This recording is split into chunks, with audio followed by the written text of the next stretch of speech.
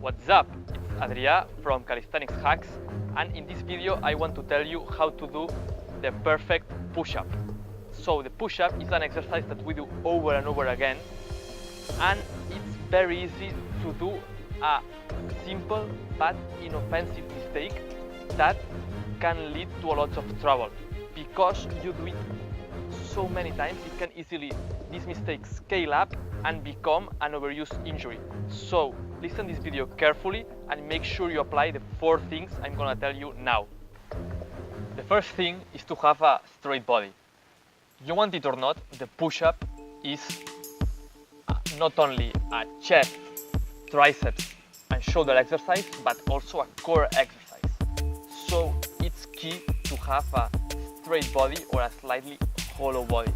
I cannot stress out how much important this is, because it will avoid you from having nasty back pains, and also it will be a great carryover for a cool exercise like the handstand or planche.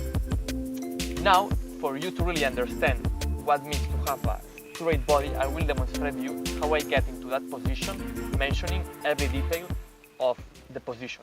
The first thing I focus on is my feet.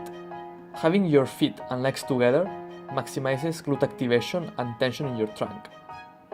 Second, I squeeze my butt and engage my abs so that my pelvis is in a neutral position and aligned with my ribcage. Third, rather than having the typical hunchback from sitting all the day in front of a computer, I extend my upper back and I make it align with the rest of the body.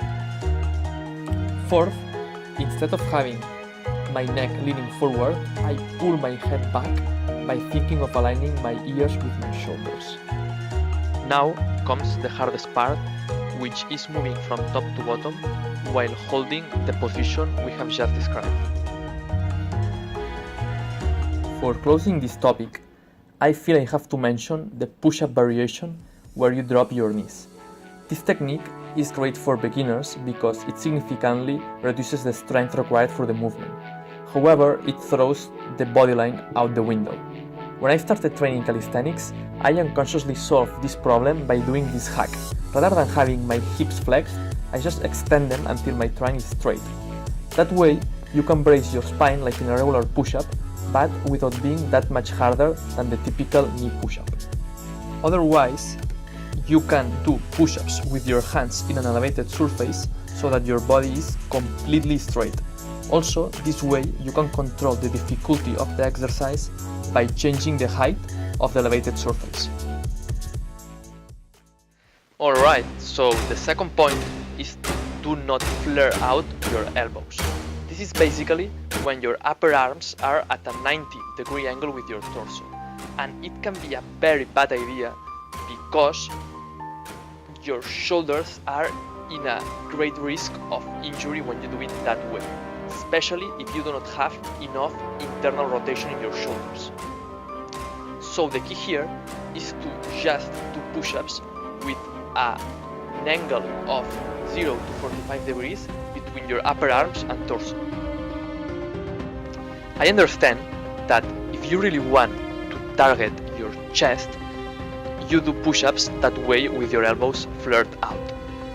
You know, doing the push-ups this way creates a higher adduction torque that makes your chest work harder. But I personally think that that's not an excuse because it compromises your shoulder health. So what I would suggest would be to do an alternative exercise like flies on the rings. The third point is scapula retraction and protraction. For those of you who are not familiar with all these anatomical terms, scapula retraction means putting your shoulder blades together, while scapula protraction is the opposite, separating your shoulder blades. And this tends to be very confusing because it's the opposite for the bench press than the push-up. For the bench press, if you have gone to the gym and done that, I'm sure that you have heard you have to retract your scapula. But the push-up is the opposite. You have to protract your scapula, like the planche. And what gets even more confusing is that when you are reaching the bottom position of the push-up, you actually can retract your scapula.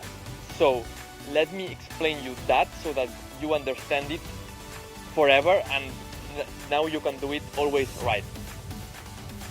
The first thing is that the bench press and the push-up have completely different setups. While you are doing the push-up, you are pushing against the floor, and that way the safest position is scapula protraction. And in the bench press you are looking at the sky, and when you are looking at the sky, the safest position is scapula retraction. Second, the push-up is a closed chain movement, which means that your limbs are stuck at the same position. Your hands are against the floor and cannot move, and the same for your feet. While at the bench press, your limbs can move to a certain extent.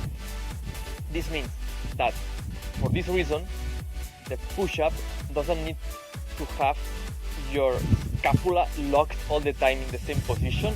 It can move more freely, while for the bench press, it's critical to have always locked your shoulders back. So my last and fourth piece of advice is to do push-ups with full range of motion. This actually is true for almost all calisthenics exercise. But if you go to a gym or a calisthenics park, you will see most people doing push-ups with partial range of motion and at a super fast pace. I'm sorry, but this way you accomplish nothing. So what I want you to do is to go all the way up, locking out your elbows there so that you start gaining straight arm strength from day one, which is key for exercise like planche, and then you go all the way down so that you maximize the stretch at your pecs. As a side note, something that's very related to doing push-ups very fast and with partial range of motion is not breathing right. The right way to do it is to inhale as you go down and then exhale as you go up. So if you found that video useful, make sure to subscribe to see more like this, and if you have some doubt, comment below or message me on Instagram. And to just make a quick summary of what we have talked about, the first thing was to have a straight body. The second, to never flare out your elbows. It's better to have an angle between your upper arms and your torso of like 0 to 45 degrees. Then the third point was to protract your scapula at the top of the push-up position and retract them at the bottom. And finally, the last thing was to do push-ups with full range of motion. That was all for today. See you in the next video.